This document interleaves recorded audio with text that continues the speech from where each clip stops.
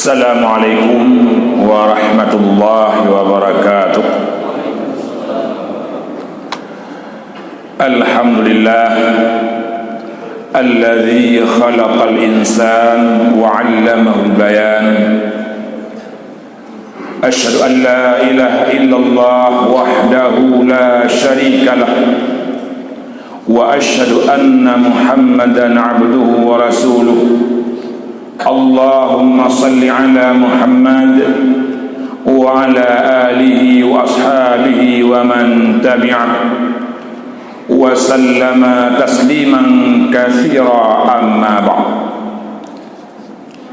Rabbi shrah li sadri wa yassir li amri wahlul 'uqdatam min lisani zidna ilma warzuqna fahma birahmatika ya arhamar rahimin. Segala puji dan segenap rasa syukur kita haturkan kepada Allah Subhanahu wa taala atas nikmat, rahmat, taufik dan hidayah yang senantiasa dialirkan dalam hidup kita, sehingga kita masih bisa menunaikan dan menyahuti tuntunan Allah Subhanahu wa taala dan menjauhi atau menghindari segenap larangannya. Selawat dan salam senantiasa tercurahkan kepada junjungan kita Nabi besar Muhammad sallallahu alaihi wasallam yang telah memberikan keteladanan dan percontohan agar kita mudah dalam meniti bahtera kehidupan dunia ini dan mudah pula ketika menghadap Allah suatu saat nanti. Hadirin hadirat sidang jamaah salat subuh rahimakumullah. Dalam Al-Quran surat An-Nahl ayat 97 Allah Subhanahu wa taala berfirman, A'udzu billahi minasyaitonir rajim. Man 'amila salihan min dzakarin aw untha. Barang siapa yang beramal salih, baik dia laki-laki maupun atau perempuan, wa huwa mu'min, sedang dia beriman, falanuhyiyannahu hayatan thayyibah, maka sungguh akan kami berikan kepadanya kehidupan yang berkualitas, kehidupan yang bermutu, kehidupan yang baik.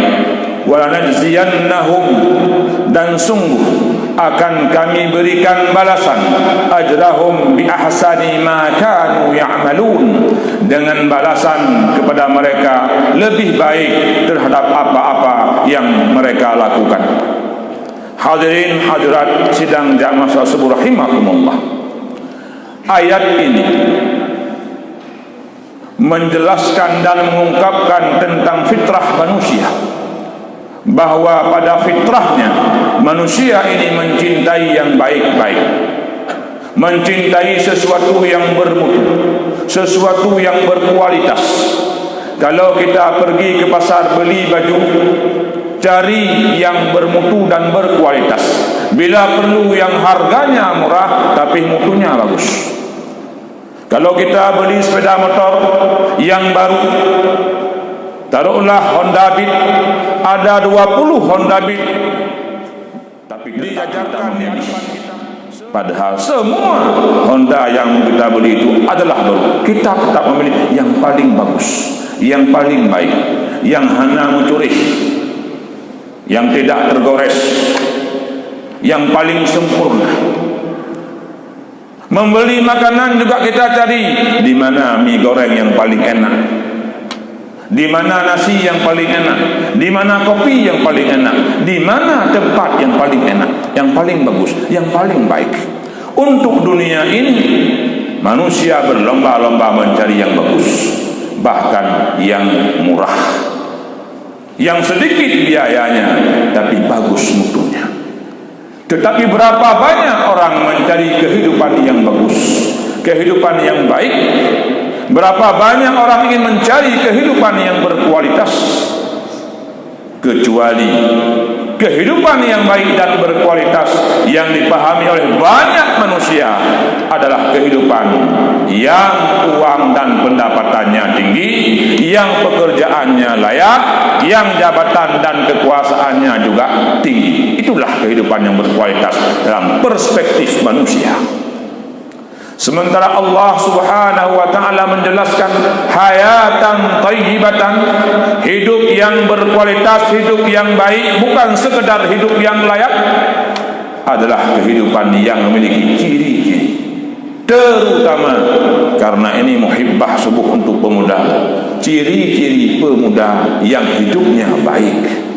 Karena pemuda adalah manusia, kita baru bisa menjadi hidup berkualitas bila kita tahu dan mengenal siapa diri kita sebagai manusia dan siapa kita sebagai pemuda.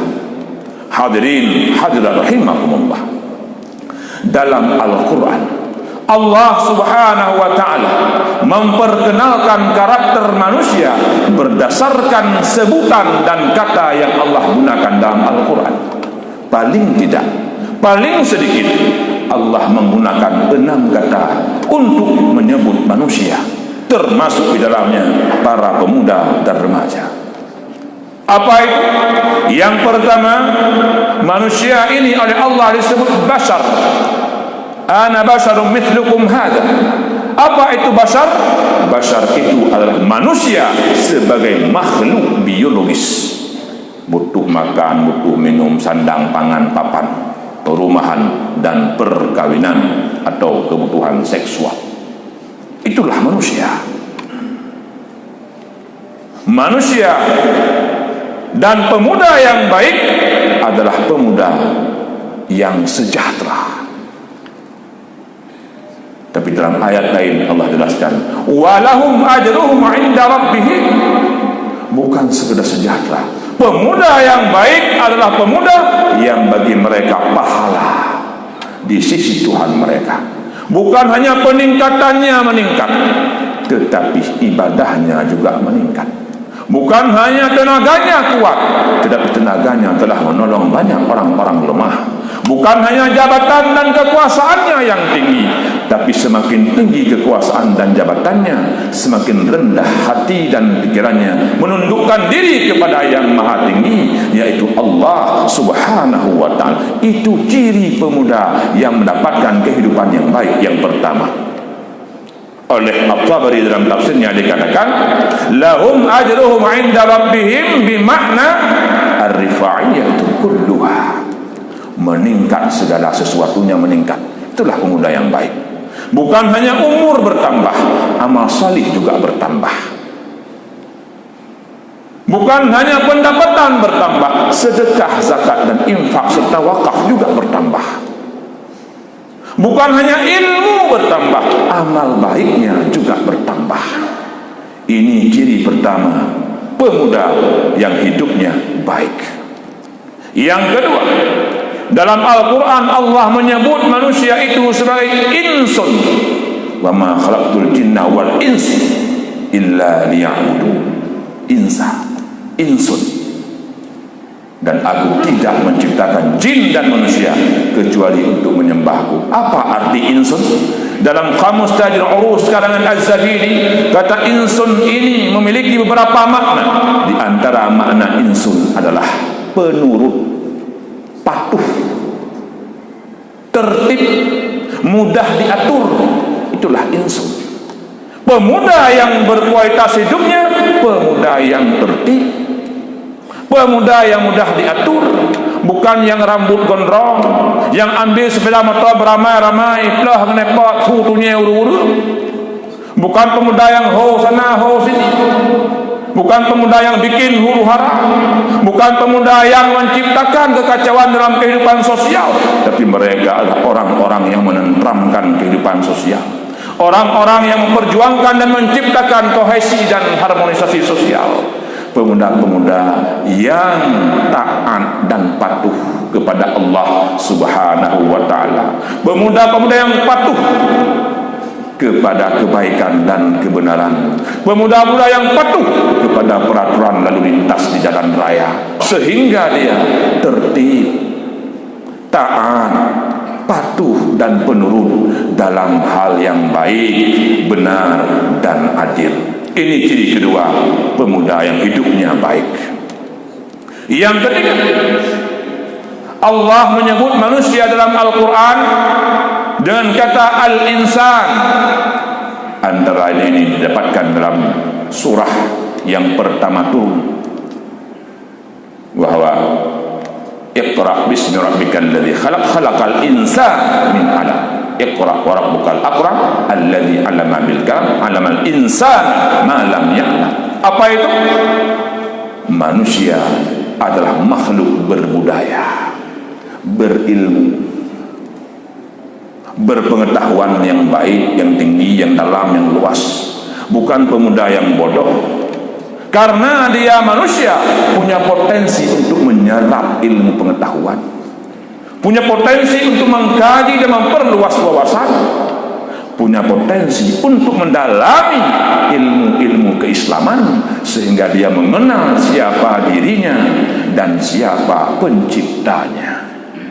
Pemuda yang hidupnya baik, yang memanfaatkan seluruh potensi kemampuannya untuk menggali ilmu dan melahirkan kebudayaan, melahirkan karya-karya yang produktif, bukan menghabiskan waktu nongkrong di jalan, bikin geng dan kelompok untuk buat keonaran, melainkan membuat geng dan kelompok untuk menggerakkan orang melakukan kebaikan, menolong orang ketika mengalami bencana, mengunjungi teman-teman mereka ketika sakit, menggerakkan majelis ilmu pengetahuan supaya mereka memperluas wawasannya, memperdalam ilmunya, dan mengenal siapa diri dan penciptanya. Ini ciri ketiga pemuda yang baik.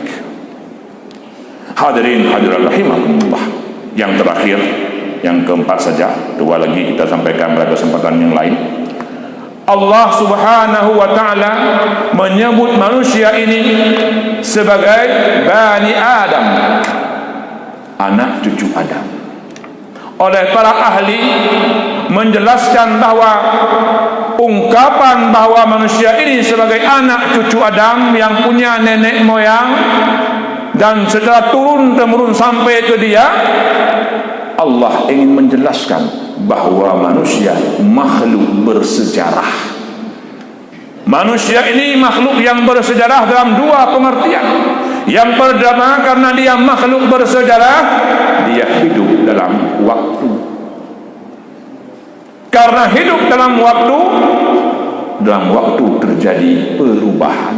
Harus ada yang berubah. Yang dulu salatnya belum tertib, kemudian menjadi tertib. Dulu jahat menjadi baik, yang sudah baik berubah menjadi lebih baik.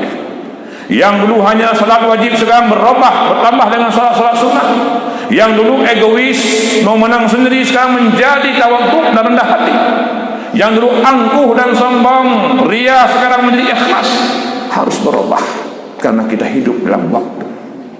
Yang kedua, dalam waktu ada yang berganti. Generasi ini berganti.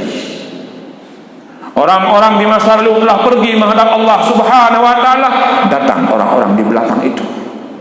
Kita ini orang-orang yang datang di belakang para pendahulu kita.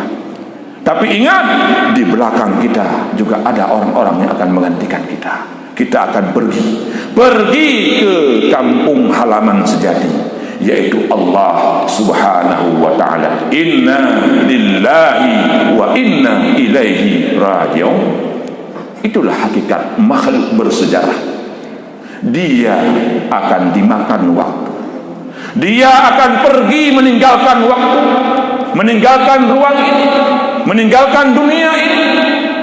Tidak penting kapan kita mati, tapi yang paling penting apa yang akan kita bawa mati jika kita mati.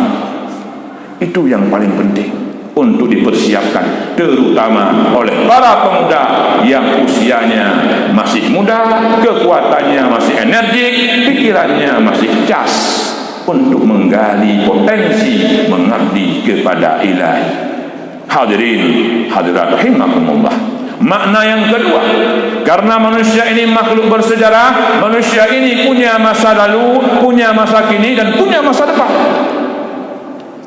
Masa lalu untuk dievaluasi menjadi panduan menjalani masa kini, supaya kita baik lagi-lagi tahu. Jangan seperti itu aja, yang bodoh-bodoh terus, yang malas dah malas terus, yang asyik maksiat terus. Harus ada yang berubah. Masa lalu bukan untuk ditangisi dan disesali. Seandainya kita pernah larut tenggelam dalam kemaksiatan, bila kita pernah terjerumus dalam kemungkaran, bertaubatlah. Selagi kita punya kesempatan untuk kembalilah kepada Allah Subhanahu wa ta'ala. Dalam arti kembalilah kepada jalan Allah. Bila selama ini kita melenceng di luar itu, masa kini bukan untuk foya-foya, karena pemuda dan remaja sering memfoya-foya dan menyia-nyiakan masa kini. Masa kini adalah untuk diisi dengan ibadah dan amal salih. Masa depan untuk mempersiapkan diri lebih baik, lebih salih, lebih rajin ibadahnya, lebih banyak ibadahnya, lebih berkualitas ibadahnya. Inilah ciri-ciri pemuda yang hidupnya berkualitas. Bila kualitas hidup seperti ini, insya-Allah kualitas kita setelah mati juga akan baik, sehingga kita dimasukkan oleh Allah Subhanahu wa ta'ala dalam surganya, surga Jannatun Na'im. Amin ya rabbal alamin. Terima kasih atas segala perhatian, mohon maaf atas segala kekurangan. Assalamualaikum warahmatullahi